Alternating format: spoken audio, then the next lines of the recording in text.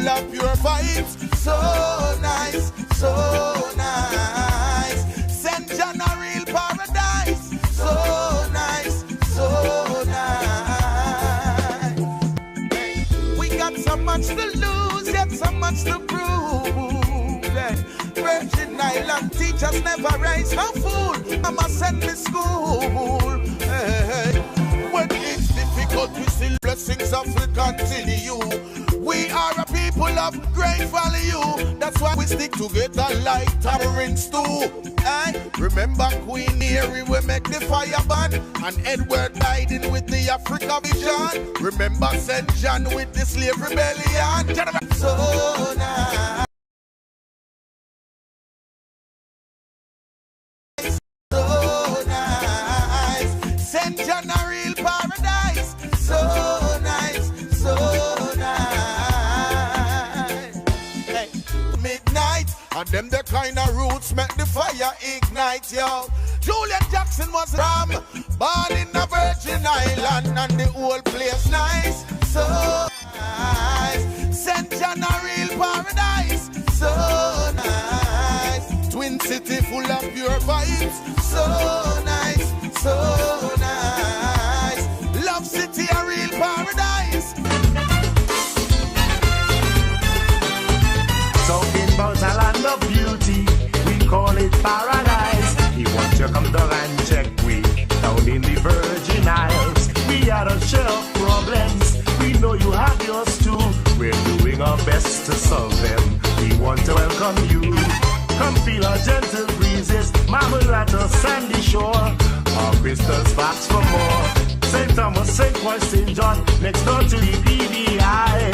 Filled up with fascination, no interest we will satisfy. Some people they try to top us, but man they just cannot. I suggest you come and join us, because the VI hot. Hey.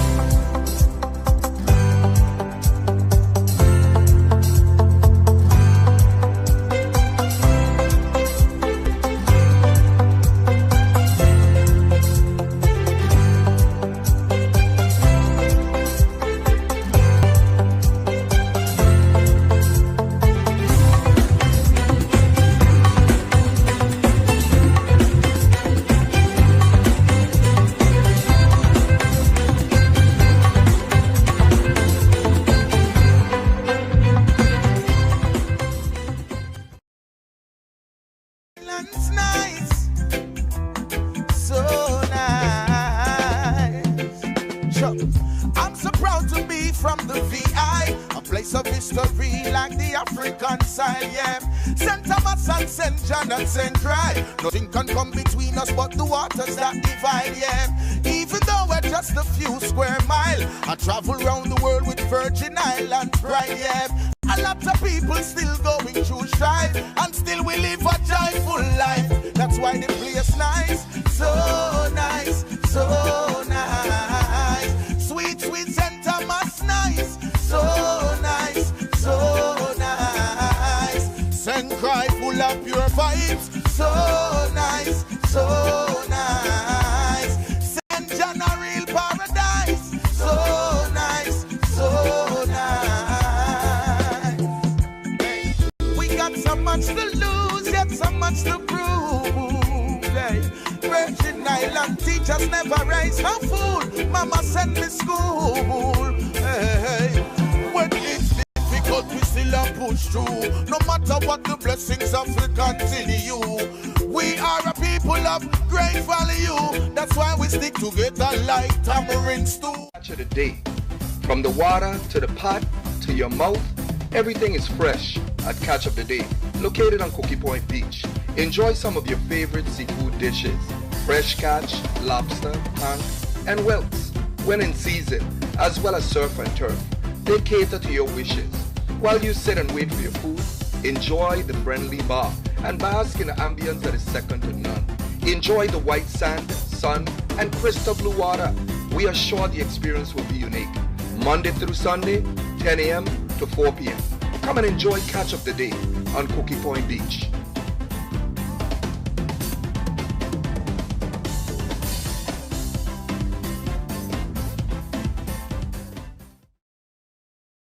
St. John and St. Dry. Nothing can come between us but the waters that divide, yeah. Even though we're just a few square miles, I travel around the world with Virgin Island pride, yeah.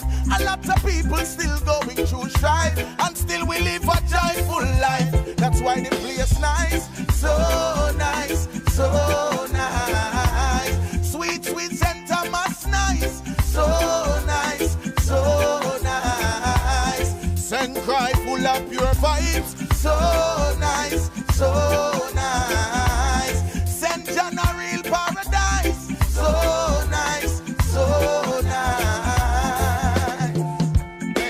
We got so much to lose, yet so much to prove. Hey. Virgin Island teachers never raise no fool. Mama sent me school. Hey. When it's difficult, we still a push through. No.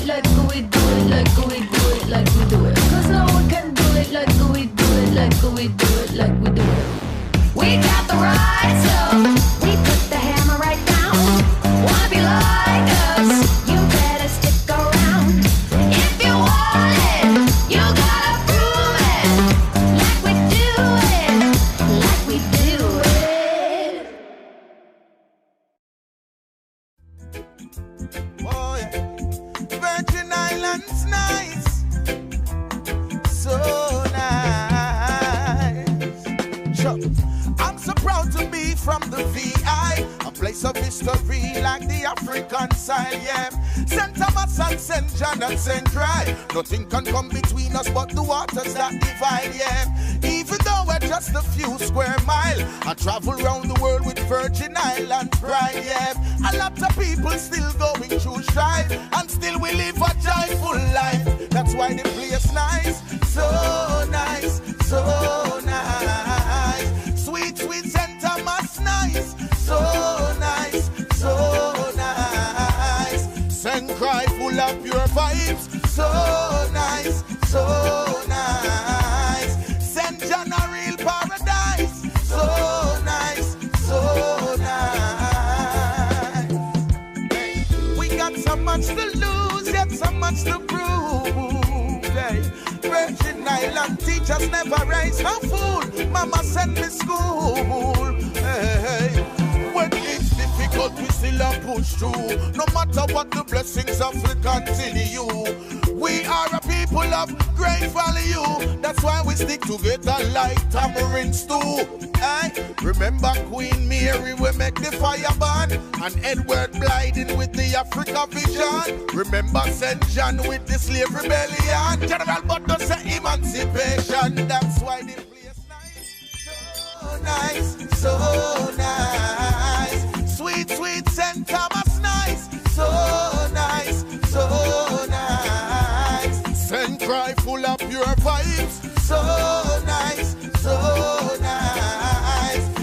region a real paradise. So nice, so nice.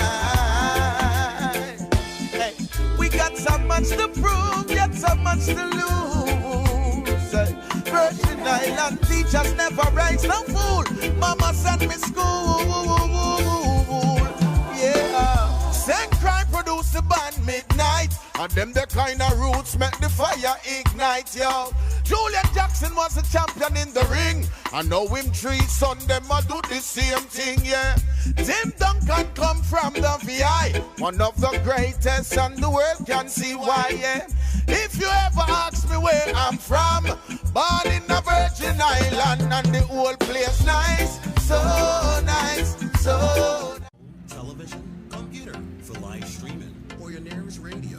It's now time to listen to Connecting the Dots. People come, let me go. Turn up the radio. This is the people show. No matter where we go. 10 people.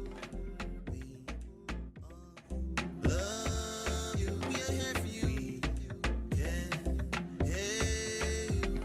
Connecting people.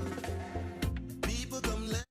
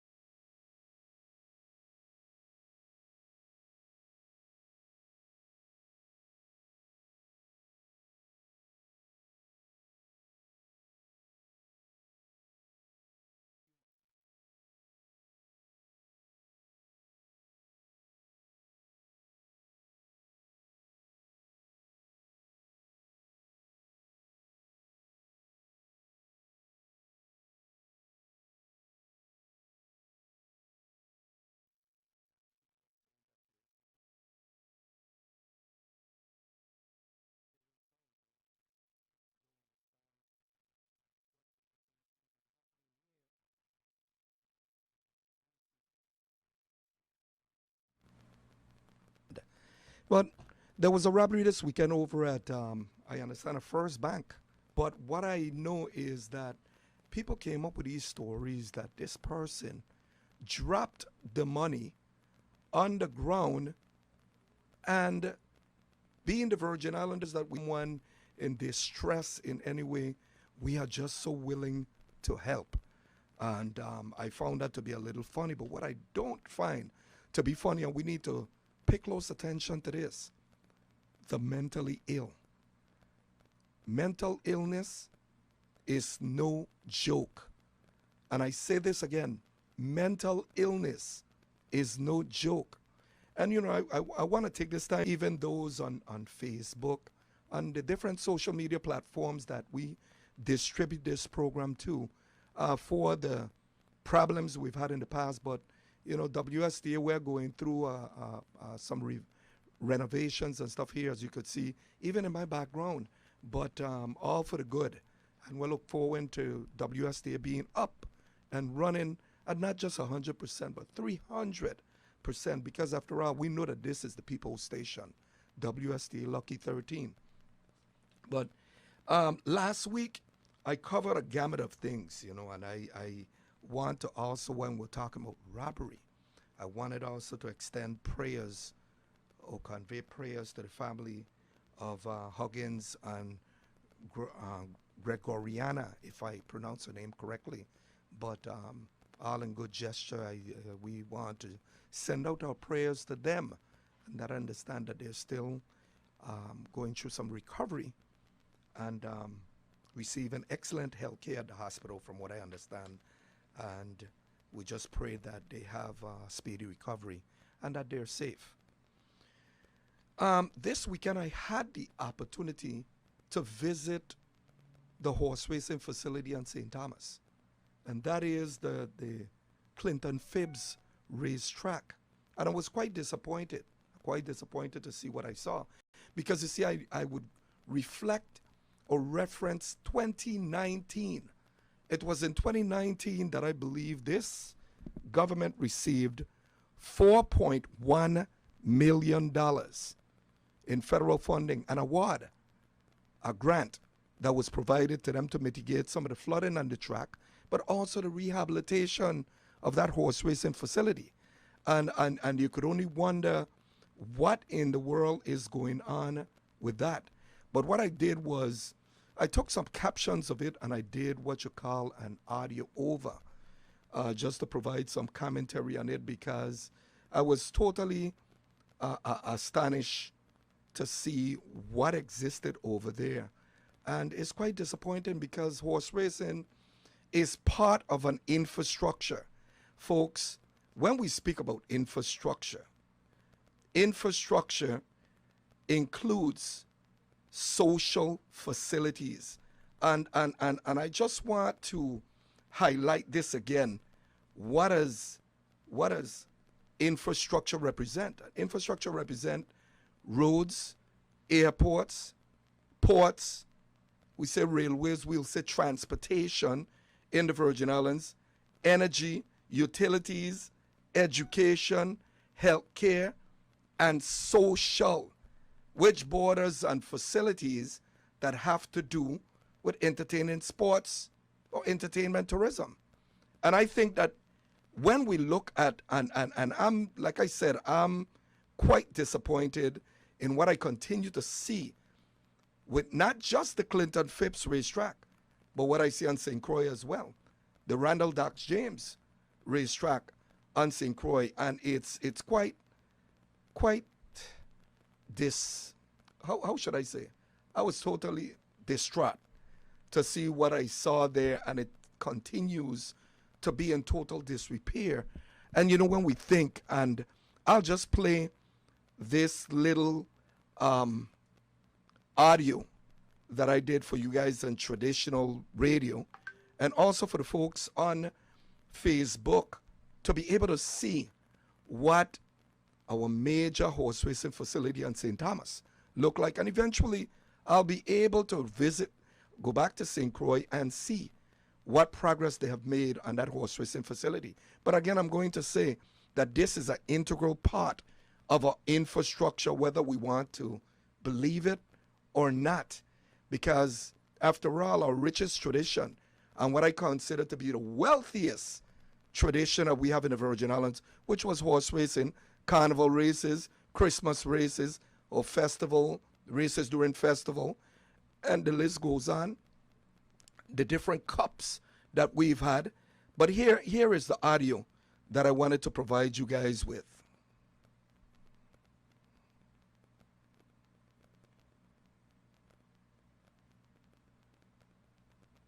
Okay, it doesn't seem to be coming through. I don't know what's going on here. But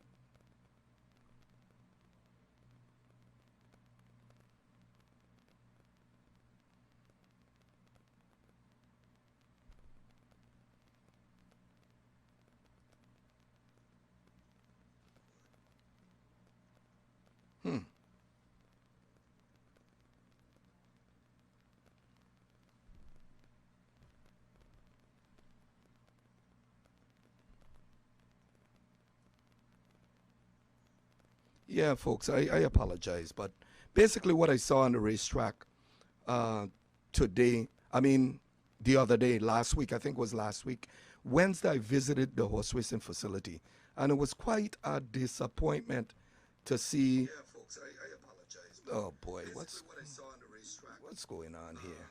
Today, I mean, the other day, last week. And you know, the racing facility, we have one of the best locations, best ambience that one can think of in that horse racing facility that we have there in Bovoni. I mean, you look at the ambience, you look at the sea, you look at what, just the surrounding, but you also bear in on the tradition itself, the number of spectators that visited that facility and continue to visit it, you know, year after year for whether it's horse racing or what it was, activities that we held over there, concerts that we hosted over there and that racing facility. And I'm truly disappointed that no positive movement have been made on that facility to really not just resurrect it, but I'm talking about major renovations that could utilize it to the highest level. But I'm having technical issues here at the station as well. You know, the internet doesn't seem to be streaming as good as we want it to. So folks, you have to bear with me on the Facebook side. So I just want to share with you just what exists over there and afford you the opportunity to see a visual of what is actually transpiring over there, and that there has been no movement whatsoever on that racing facility. And we know what happened. And I would use some compelling words. And those compelling words are tort interference, even with the person that achieved an agreement to be able to develop horse racing in both districts, and vested interests, which was established by the courts. Vested interests simply tells you that a person who have invested a degree of money and resources, other resources to include time, is just, you just cannot snub them or disenfranchise them to the extent where they have lost a significant amount of revenues, or they have lost their investment overall. And I use those words because, above all, we have to try something to resurrect or make sure there's a rebirth of our racing, horse racing here in the U.S. Virgin Islands. And moving on to something else, of course, we know, we've heard over and over for the past few weeks that crime is in fact on the rise. And you know, they say that where there is an economy that is experiencing any level of distress, you can anticipate, you can expect that there will be an increase in crime. And unfortunately, I think that we're starting to experience that here in the Virgin Islands. And I've always believed that if you're tackling crime, you need to get to the root causes of crime as well. We know it's going to exist for a lifetime, but we need to get to the root causes of crime. And I'm talking about providing opportunities for a lot of the young, where they would be able, or they feel that a significant effort is being made to provide opportunities to them for them to be able to participate. But that's going to be a subject that we're going to discuss in the next coming weeks if we're able to get the appropriate parties here to subscribe to an interview and answer some of the pertinent questions that people would like to ask. And of course, the program this morning, as I indicated, is supposed to be, what is a new infrastructure? And you see, now I'm tying in two things. I'm tying in the fact that horse racing, while it may not, or a lot of folks may not feel, is a priority among some of the infrastructural improvement that we need in the Virgin Islands. Be mindful that, yes, our hospitals, our schools, and the list goes on, should be priorities, needs to be uplifted. Folks in the Virgin Islands, we need to see significant progress. But on the social side, there's also social needs. And if we can't make sure that these two things coexist, or all these things coexist, then we may be failing to really shape our infrastructure. And that's why this morning I opted to speak about what is a new infrastructure. New infrastructure. What does an infrastructure consist of? It consists of hospitals, roads, schools, etc. Have we progressed since 2019? And that's a question that people are asking me. What significant progress we have made since 2019? Are schools and hospitals less important than the airport? And then the list goes on. How do we really rate the U.S. Virgin Islands infrastructure to other destinations? Because that has to be a subject for discussion. Because if it's not a subject for discussion, then we truly, as a government, public administration, we truly don't understand what an infrastructure consists of and what makes it whole. And I thought it was very important to speak about that. And you know, while I'm speaking on this issue, this particular issue, or while I speak on multiple of issues, I just wanted to share with the public as well that we also have a problem with the telephone lines in here. I know many of you have tried to call in from last week, but we're going through some renovations, and we expect those renovations to be finished, and the station will in fact be up and running at 100% in the next couple of days, maybe even today. I know I'm still having challenges with the internet, and there's nothing I can really do about that. But the program has to continue, and those listening on traditional radio, I apologize for the quick interruptions, but this program is all about you guys. You guys being able to call in and express your views on a multiple of different issues. And then moving on with this infrastructure, does the USVI meet the required capacity to handle the current level of federal funds?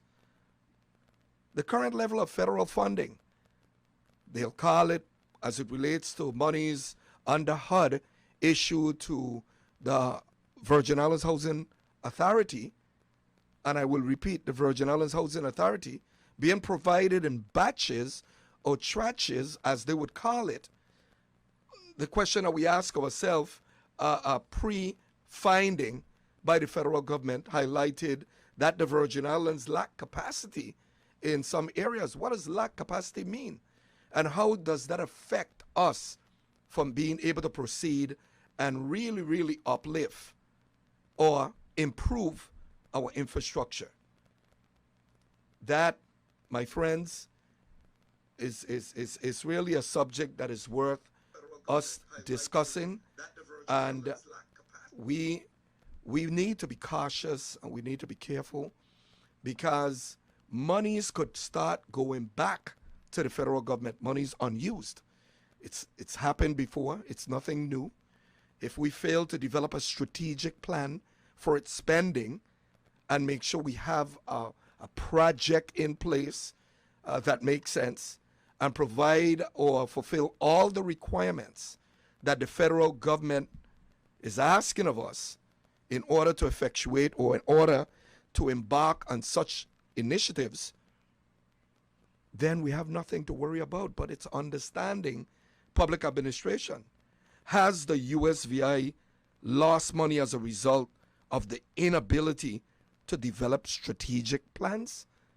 We've heard education grants or awards for that education had received went back because it was unused, but I haven't heard that in quite some time. But then maybe I might be missing something. So I leave it up to the public, those that know or those that have learned any particular detail, to share it with us, that they are the ones who are ultimately affected, us, the community, where if we're failing in certain areas, then we're failing ourselves, because we're failing to uplift what is considered to be essential services that is provided to the residents of the Virgin Islands. I believe that teachers should have all the resources to work with, and year after year they can realize significant improvements in the line of their work to enhance conditions for them to be more effective in teaching our kids. The hospitals. We want to see hospitals that are state of the art, that every employee in those respective institutions have all the resources to work with. This is all part of our infrastructure. And if we continue down that road, I'm afraid that the quality of life overall, and I've said this in previous programs, the quality of life in the Virgin Islands could be on a rapid decline. Because what's going to happen is that even our young, and I'm talking about, I don't want to refer to them as children, our young adults who venture to go to the States, abroad, somewhere, when they're able to make a comparison, they're totally discouraged by coming back home, because they can compare the quality of life in both places, away and home. So how could you feel, or why would we feel they're encouraged to return home, to come back, to give back? That's a challenge for us. And it's going to continue to be a challenge. Because if we're not seeing any movement, all this money, they tout, all this money that the Virgin Islands is receiving, well, we want to see significant improvements in the infrastructure. And we're not seeing it. Maybe with my voice on the air this morning, that those responsible parties would start calling each other and saying, you heard, understand the radio this morning? We need to counteract whatever he said. No, it's not about counteracting. It's about doing what you're supposed to do. We can only hope that some of these projects get facilitated, that they're on a fast track. But when we talk about the infrastructure, they don't need for Adler Fonsi Donnestorg to come on the radio and share with them what he see. I get this from folks that call me to take a look at certain things, call me to share their perspective about the development of the Virgin Islands, whether or not we're enhancing infrastructure. Because if we allow for the other tourist destinations, because people have choices, people have options, and I'm talking about travelers, they have options in where they want to go. And if we start to fall too far behind and we are not competitive with the other destination, and I'm talking about our aesthetics, the things that we can do in the Virgin Islands, the things that they have to do in the Virgin Islands, all the attractions, but all the social structures as well. What do you want to say? Entertainment and sports tourism weaned into our strategic plan. It is part of our infrastructure. And if we fail to understand this and understand that they must coexist with the entire picture when it comes to the infrastructure, then we'll be failing themselves. And what they say often, when you fail to plan, you plan to fail. And I would hope that we don't want to fail. We want to see the Virgin Islands progress. We want to see that we're driving on roads. We don't have to worry about the wear and tear on our vehicles, because I myself went down in a pothole just the other day. And it seemed like my CV joint is gone. That's costly. If we have bad roads, it's costly. And I know that many of you out there, whether you came home to visit or your family share with you that reside here with us in the Virgin Islands, they know it. They live it every day. We walk around. I mean, I have a neighbor, a very dear friend, Miss Daniels out in Tutu, that is right next to E. Benjamin Oliver School. And I know at times she wonder what exactly is the activity taking place in that school. But to see the disrepair, the abandonment of that school, and no one has stepped forward with any constructive plan to utilize that valuable property, clean it up, make sure that it's not an eyesore, make sure that it's not to the point where there's a spill-off that is detrimental or an environmental problem for people in proximity. All of this, these are issues for people. That's part of our infrastructure. I mean, I've mentioned in the past about person's legacy. E. Benjamin Oliver. What did he represent? Educator. What are you saying to the family, to the friends, that you cannot convert, utilize, renovate, restore that back to something acceptable? Acceptable, yes, for the community. It doesn't take Adela Fonsi down the store getting here on the radio and speaking about these things. They know it exists. But perhaps the ability to plan is hindered by some excuses. But in the meantime, people live with this every day. You know, I have to share one thing with you.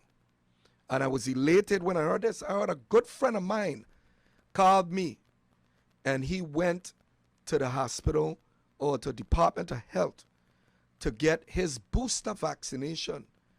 And he just wanted me to share in the air about his experience. He had a wonderful experience. He said that those nurses that was working there in the hospital was so professional that he can make a clear comparison with even Atlanta, where he frequents, and seek health care as well. But he was comfortable in knowing that at least the attitudes of them within the institution was first class, that they took good care of them, and that he was encouraged. That's the type of news I enjoy hearing. But then the question that I ask is, from here to St. Croix to St. John, in terms of health care itself, the facilities now, I want to make sure that the doctors are encouraged, personnel, all the administrators, they're all encouraged by the environment, or by the environment in which they work. Because after all, we've heard some horror stories where there weren't even a working restroom at one of the healthcare facilities. They had to put up portable units. But the hurricane was in 2017. We're now going into 2021. So that's 17, 18, 19, 20, 21, and we go into 22. That's going to be 5 years. Or 4. But that's a lot of years. These programs, these rehabilitation, these restorations should have been on the drawing board and already kicking into its final phase. But something is happening, and I'm not sure what it is. But as a person who possesses a certificate in public administration, a certificate in city management, I'm not seeing the signs of effectiveness. And ultimately, we're not seeing real progress. Infrastructure. We don't want to hear announcement after announcement mentioned about all these different things that are being done. But we're not seeing and feeling tangible things. I don't know, Virgin Islanders, whether you love me, hate me, whatever. It's not about me. It's about your welfare, your quality of life, whether or not it's being taken seriously. I could navigate to a lot of things I see. I could navigate to a lot of characteristics I see in this government. But you know what? I always try my best to stick to the topics. To stick to the topics, and when I say stick to the topics, I try my best to have a structured discussion from week to week, because I really believe that in some respects, people need to be enlightened about certain things that are going on around them that they don't understand and perhaps need further clarification on what is going on around them. There's a lot of things, unethical things that have been taking place in plain view. And we're going to get to that later on, because some corrective measures need to be put in place. But unfortunately, when you have the same players collaborating and wanting to always be in control, and then their control and power is disenfranchising people, and in some instances, it's just not an encouragement for Virgin Islanders. They see it. They have discussions every day about some of the stuff that they know is taking place. But what are we going to do about it? I endorse 10,000 strong because I understand their mission. I understand that they see clearly what is taking place. I'm also endorsing 15,000 strong. They're just waiting for the day to say that they're serious about putting corrective measures in place. Virgin Islanders, our infrastructure is not encouraging right now. I hate to drive by or drive through neighborhoods and see just so many homes still in disrepair, having roof or home assistance program. And because of the bureaucracy that exists in the system, they're repeatedly telling residents, oh, we're going to send you a letter. Then you receive the letter. The letter is telling you have to submit something else. Now, bear in mind that people are enduring this process for over 3 years. You got people right there in New Tutu, Old Tutu, Cowan Terrace, Bordeaux, that submitted their application for assistance. Our homes are part of our infrastructure as well. Because after all, what do you want people to do? Visitors come to the Virgin Islands. We ain't even talking about what the visitors see. We're talking about the way people live. You're living under a roof that is made of tarpaulin. And every time it rains, you're not sure where in the house to place the bucket to catch water. And don't think that these individuals, who I consider now to be victims, don't share it with the authority, because they do. Because they call me, and I've received call from a number of individuals, homeowners, that have shared with me their experiences. And still, they're not encouraged by promise. There's no promise. We have a lot to do. Yes, we have a lot to do. And I don't mean to be critical, but when you have to be critical, you have to be critical because maybe at times we need to wake up Rip Van Winkle. And you guys know the story of Rip Van Winkle. Sometimes he needs to be woken up. So some noise need to be made to wake him up. And you know, I was approached by going back, and let me step back a second here because you heard me start out the program speaking about horse racing and that type of stuff. That's a community that in a lot of instances they remain silent, they go with the flow, and they just expect government to do what they're supposed to do. Well, maybe they need to elevate their voices. Because if you don't elevate your voice, then they may not that they're not listening or not that they can't hear, but they're not hearing any real protests from anyone. It is a challenge, folks.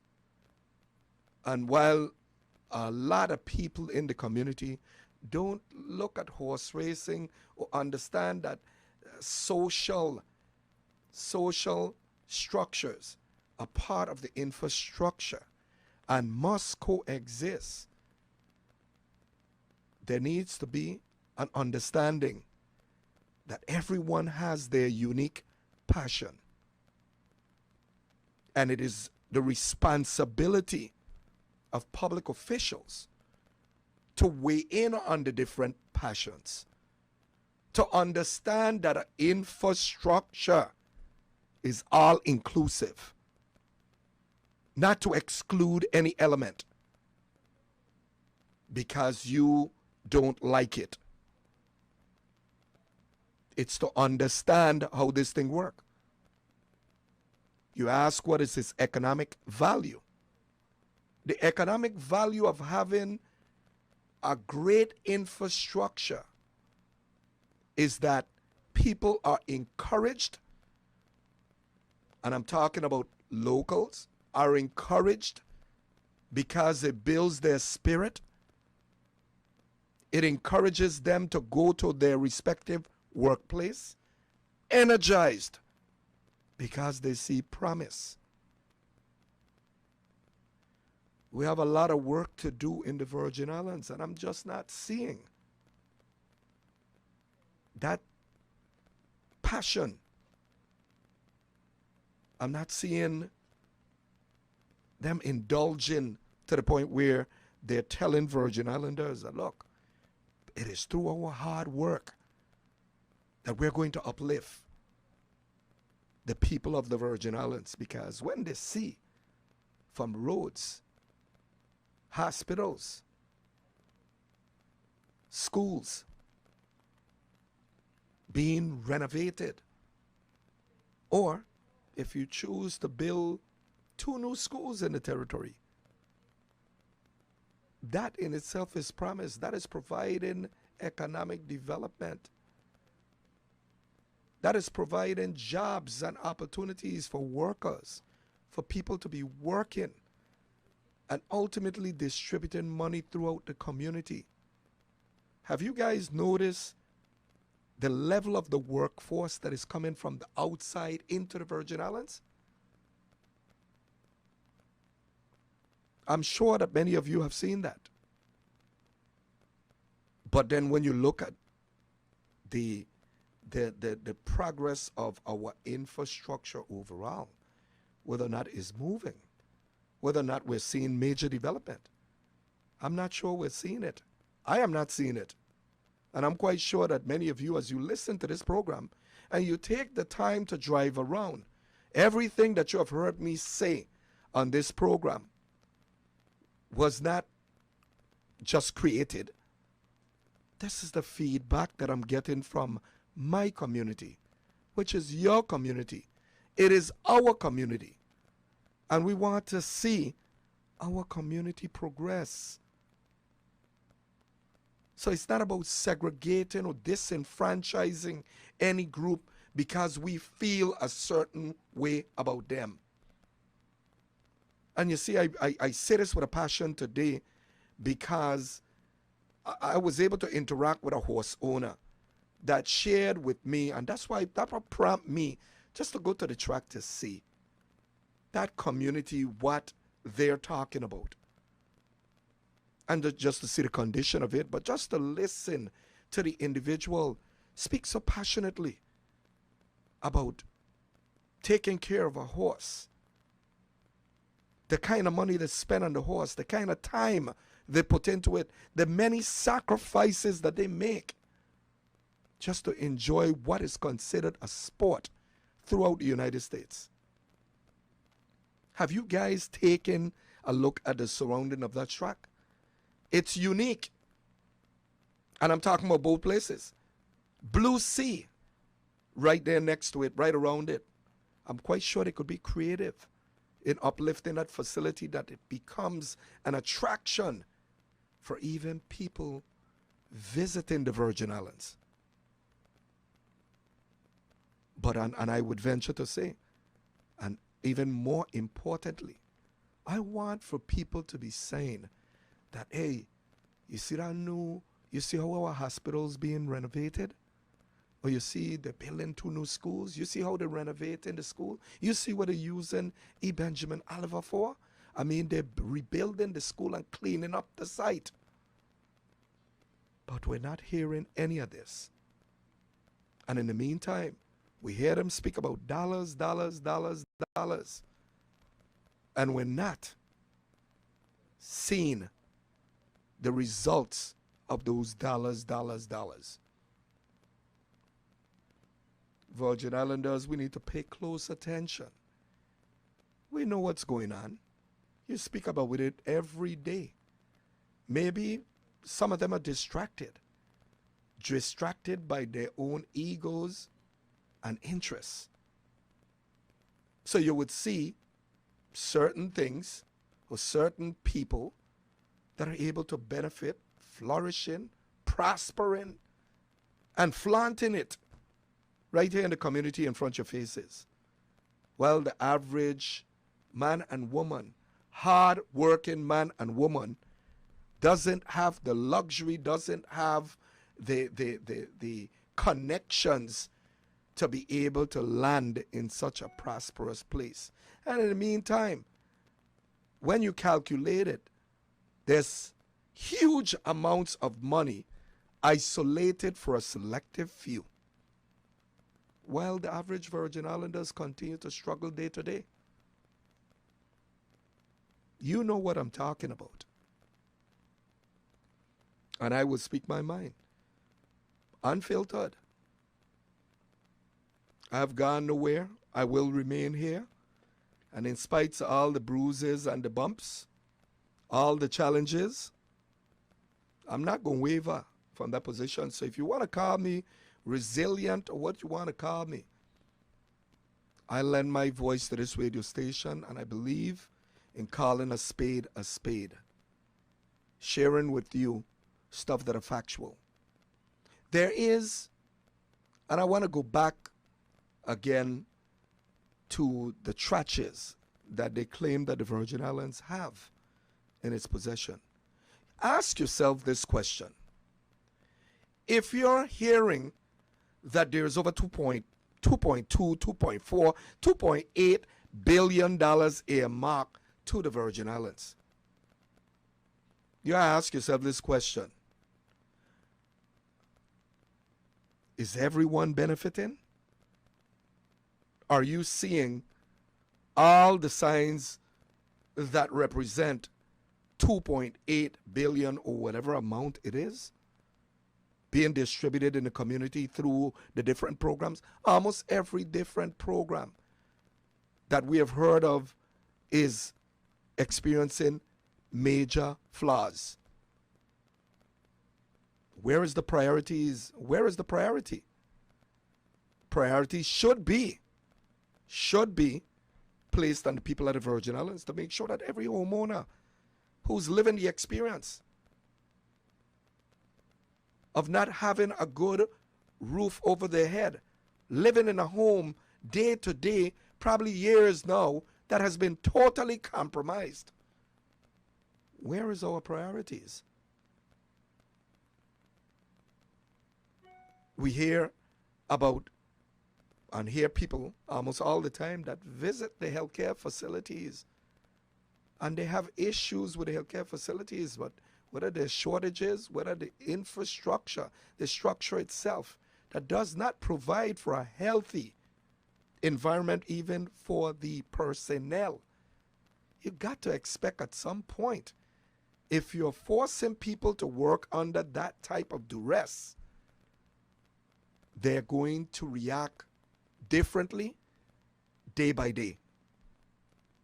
Because if I'm going into a work environment and I'm frustrated, and you see, I'm navigating all over the place this morning because there is so much that have been shared with me. There's so much that I have seen that it's all I have in my head. And just wanted to share that with you this morning. Yes, we have a problem with the telephone lines here at WSDA. So of course, I'm going to exhaust the time as much as I can. I'm going to share with you as much as I could share with you. And the discussion this morning was intended for captions of infrastructure, to speak about our infrastructure and what is a new infrastructure. You know what is really a new infrastructure? Major improvements. Major improvements can ultimately create a different product. It can't be the same old, same old. If we are talking about being competitive, and I navigate back there again and regurgitate it, if we're talking about improving the image of the Virgin Islands, it has to be done collectively. It has to be spread out in many facets of the community. The direction we're headed, we sit in different establishments and we talk about who's making the money and who ain't making the money. And yes, people getting frustrated because it's in plain view.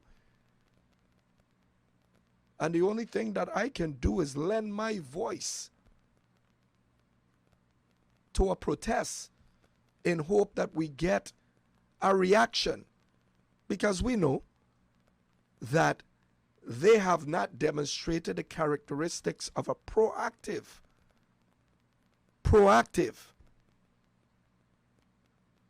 posture, but reactive. So hopefully the same way I spoke about paying out income tax refunds, money started going out, and I had to let them know, respect the law. Operate consistent with the law. You see what happened? It's the same way now that I hope that we're talking about the infrastructure that maybe we'll wake up. We're going to hear at the advent or the beginning of the new year, all these projects are going to be launched. And it's intended to detract Virgin Islanders from what has been exercised in plain view, what have been displayed in plain view. I don't believe, well, we have a lot to discuss in the coming weeks, and hopefully we can get our station, I say our station because WSDA is the people's station, that we could get it back up to par and we're able to continue.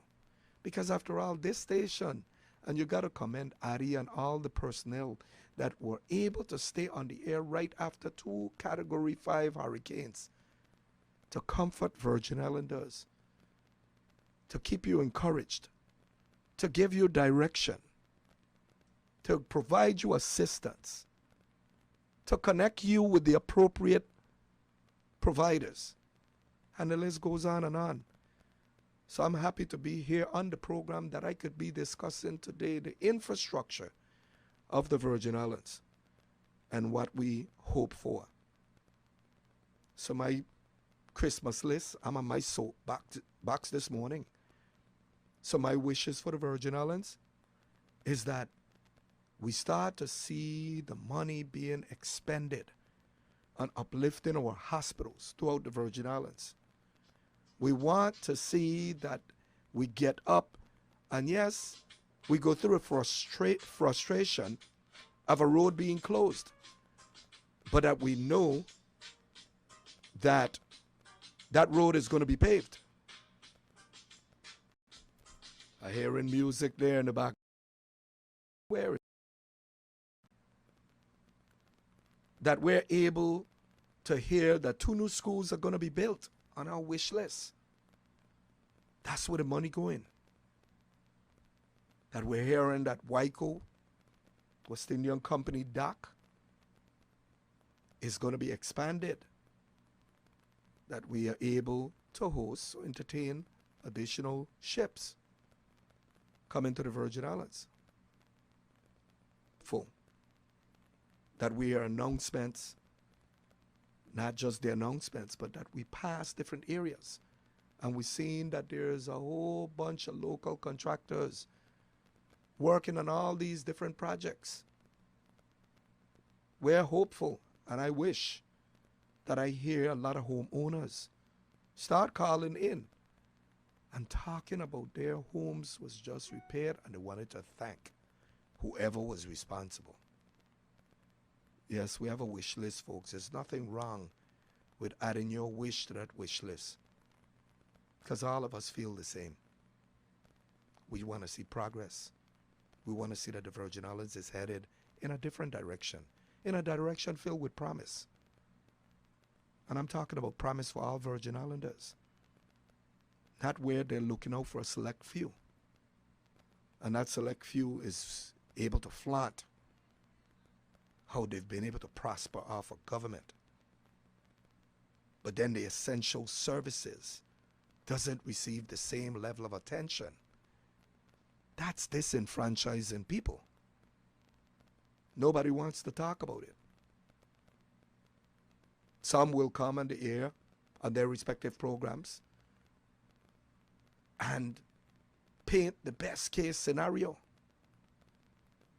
But sometimes you're paid to paint the best case scenario. Is that fair to the people of the Virgin Islands? No, it's not at all. Because what you're doing is you're trying to manipulate the thinking of the people because you're paid to do it. That's a disservice to you. So in the meantime, those that they attempt to manipulate are sitting and seeing something different.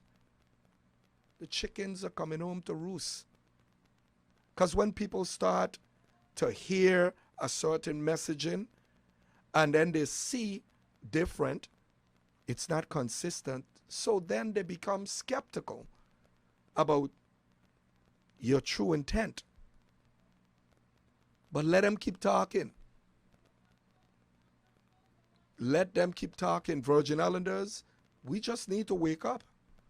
We just need to see things for what it is. And just hope that sometime in the very near future, we don't make the same mistakes. Because we've made some mistakes. It's often said that you can, how it is, you can judge a pie from the taste, or the true taste is in the pudding.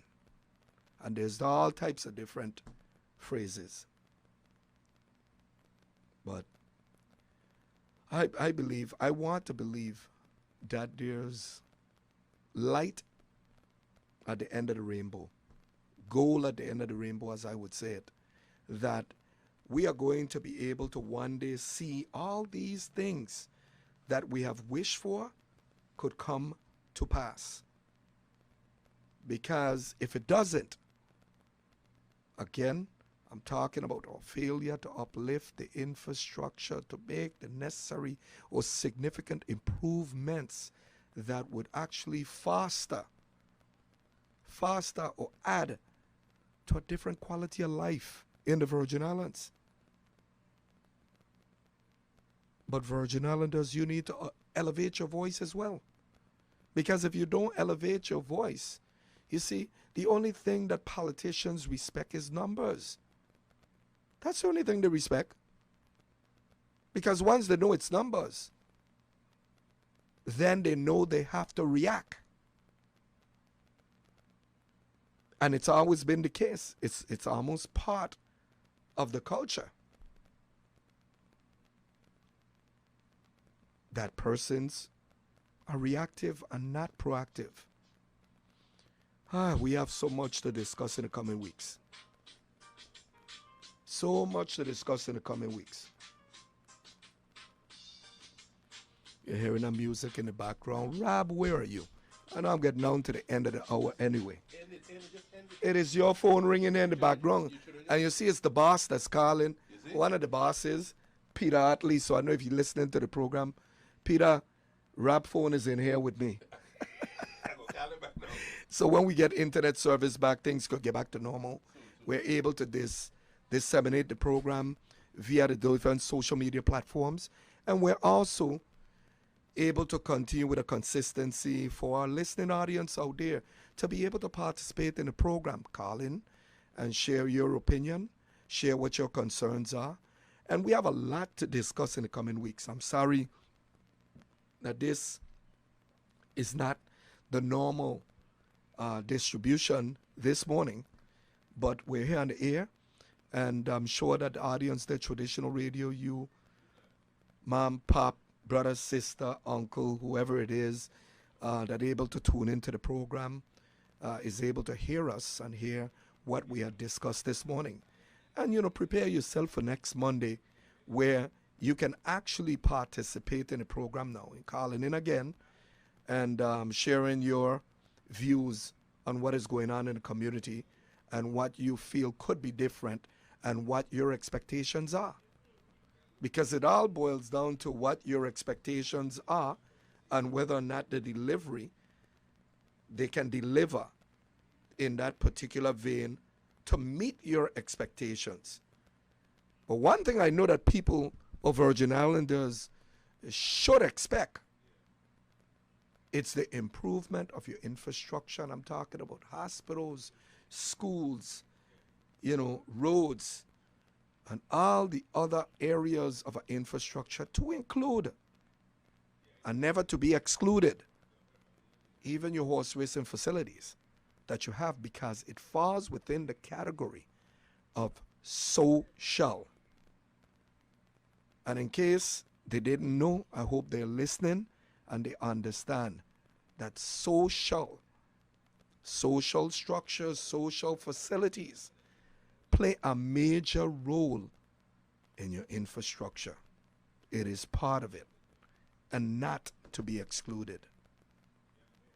So folks, I'm almost to the end of the hour. And I know I've been on my soapbox this morning, people not able to call in. And I can ramble along and on and on and on. But I try not to stray away or too far away from the subject that we had here this morning. And that was to discuss our infrastructure. What is a new infrastructure? And the hope that maybe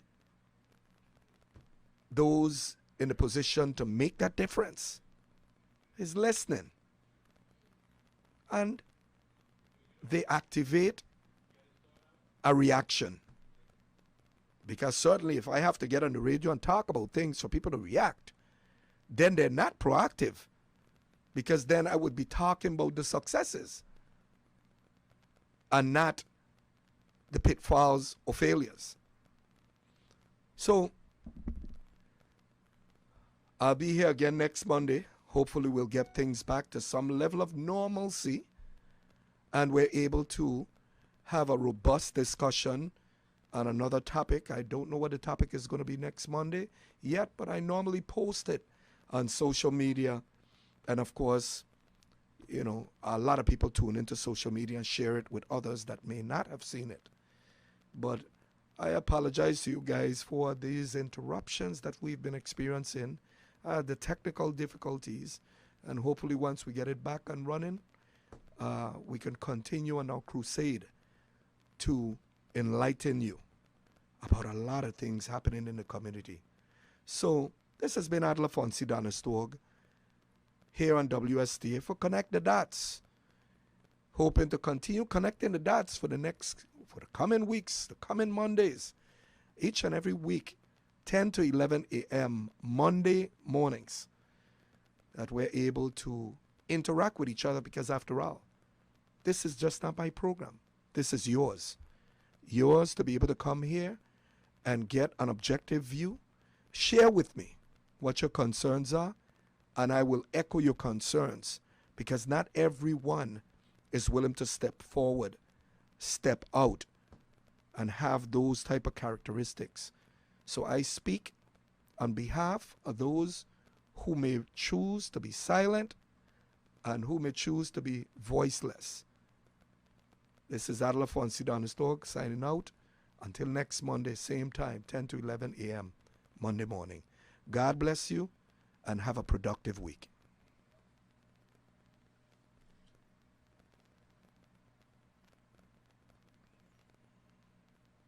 People come, let we go. Turn up the radio. This is the people show. No matter where we go. Connect the dots, family. Connect the dots, unity. Connect the dots, you and me. Connect the dots. We want to thank each and every one of you for tuning in to Connecting the Dots, as we look forward to hearing from you next Monday. Connecting people. Stations for electric vehicles across the country. This is AP News. More than 1 in 3 people will face cancer in their lifetime. Unfortunately, fear can stop you from getting your cancer screening, but it won't stop cancer. Early detection can save your life. Don't wait for symptoms to appear to act. Cancer screening is safe, effective, and accessible for everyone, including free or low-cost screening programs. Go to CancerScreenInfo.com right now for free screening resources and recommendations from the American Cancer Society. Don't wait. Early detection can save your life. Go to CancerScreenInfo.com today. CancerScreenInfo.com. I'm Dr. Baker, an ER physician. If you're having leg pain, swelling, or redness, but haven't talked to your doctor yet, don't wait. This could be deep vein thrombosis, a blood clot which could travel to your lungs and lead to a pulmonary embolism, which could cause chest pain or discomfort or difficulty breathing and be deadly. Your symptoms could mean something serious, so don't wait. Talk to a doctor right away, by phone, online, or in person. Brought to you by Bristol Myers.